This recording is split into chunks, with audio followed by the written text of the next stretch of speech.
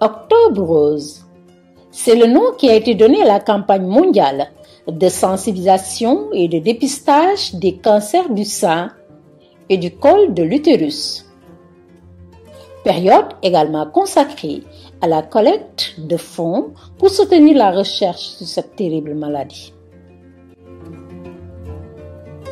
Octobre rose est ainsi devenu chaque année et au mois d'octobre un rendez-vous de mobilisation nationale de divers acteurs engagés dans la lutte contre les cancers, dont sont victimes les femmes.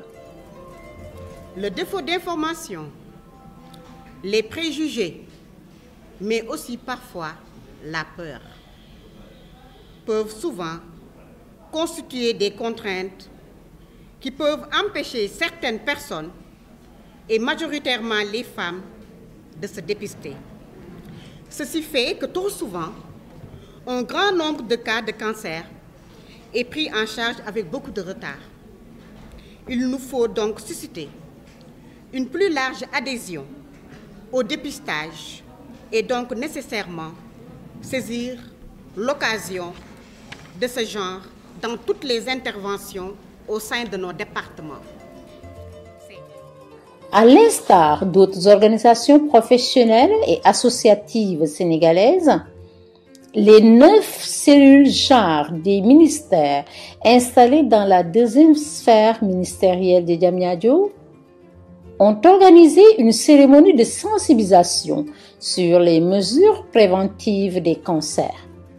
Une activité qui a été présidée par le ministre du Développement communautaire, de l'équité sociale et territoriale, M. Mansour Faye. C'est ainsi que pour la première fois, le dépistage du cancer de la prostate est introduit dans la panoplie des dépistages qui peuvent être effectués, juste pour démontrer que le genre est la prise en compte différenciée des besoins des femmes et des hommes. Le bien-être social et économique de tous les Sénégalais, d'où qu'ils soient, ne saurait s'envisager sans la prise en charge effective de tout obstacle qui pourrait s'ériger en face de toute composante de notre société. La journée de sensibilisation de ce jeudi 19 octobre 2020 a été marquée par une forte mobilisation des travailleurs des sphères ministérielles qui s'engagent à contribuer aux efforts nationaux de réduction du nombre des victimes du crabe. Nous nous engageons donc à aller procéder dans les plus brefs délais au dépistage grâce aux dispositifs que nos autorités ont bien voulu mettre en place pour nous faciliter l'accès à l'unité d'analyse ambulatoire RMZ du mois d'octobre rose pour mieux communiquer et mieux informer. Chers ministres, cette année, comme vous l'avez sûrement remarqué, les cellules genre de tous les ministères ont décidé d'organiser cette journée de mobilisation sociale en toute synergie. Le prétexte est de planter les graines d'une collaboration constructive de toutes les cellules genre pour la célébration d'Octobre Rose, afin de susciter une plus large adhésion autour du dépistage organisé, de briser certains tabous, de convaincre, de faire circuler la bonne information.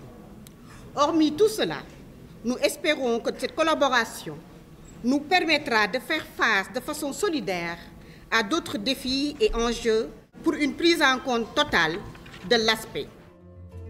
Communiquer, informer, partager, prévenir, se faire dépister est la stratégie que les hommes et les femmes de la deuxième sphère ministérielle de Diamniadio ont trouvée pour dire non au cancer. Promettons-nous, chères sœurs, de constituer des relais pour diffuser la bonne information sur les cancers et les enjeux du dépistage précoce. Pour faire progresser la pratique du dépistage, il nous faudra donc adapter nos messages pour modifier les comportements et toucher un plus grand nombre de personnes.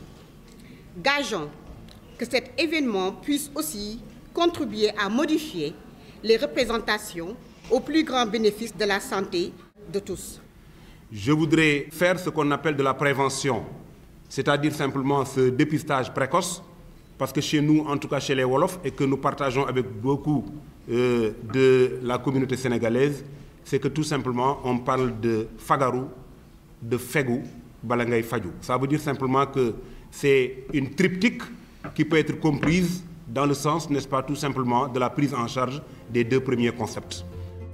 Octobre Rose est également une journée qui rappelle, à notre bon souvenir, la place primordiale que la femme a toujours occupée dans la société sénégalaise. Vous savez également que la femme sénégalaise a joué un rôle extrêmement important dans l'histoire de cette société. On ne peut pas faire l'histoire du pays sans pour autant parler des femmes. Les femmes sont nos mères, comme disait tout à l'heure le ministre Mansour Faye. Elles sont nos épouses, comme disait Aminata Sow Fall. Les femmes sont tout chez nous. Éduquer un garçon, c'est éduquer un homme, mais éduquer une femme, c'est éduquer une nation.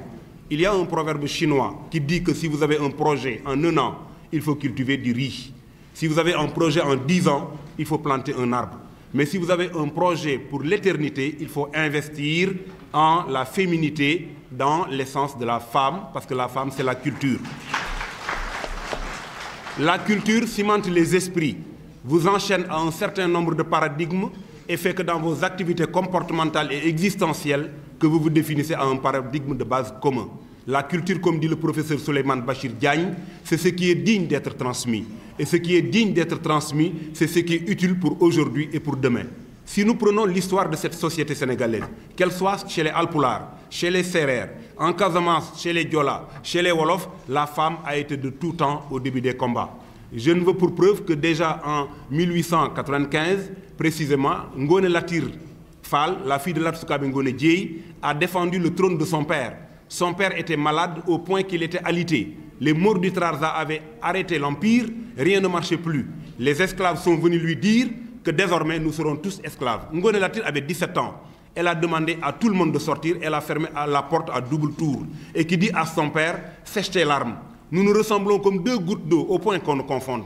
Laisse-moi enfourcher ton cheval, laisse-moi porter ton manteau, laisse-moi porter tes chaussures. La seule chose que je vais changer aujourd'hui, c'est la devise du cheval qui avait pour nom Maganer, qu'il est bon d'avoir un grand frère. À partir d'aujourd'hui, je nomme le cheval Ndeyel Nek, secret de chambre. Si les gens du Dor le savent, c'est que quelqu'un du Dana l'a raconté et je sais que ce ne sera pas toi. C'est elle qui a porté l'armature de son père, qui a porté le bonnet, le manteau, les chaussures, qui a enfourché le cheval et qui a dirigé la bataille. Lorsqu'elle a remporté la grande bataille de Ngangarang de 1695, au moment où les hommes célébraient la victoire, elle a enlevé son bonnet, les rastas jaillissaient de gauche à droite, elle dit Gor Bakhna, Jigen Bakhna, c'est ça la femme sénégalaise. Mobilisés comme une seule poignée de main, hommes et femmes se sont engagés à brandir haut et fort le flambeau de la santé pour tous et pour toujours.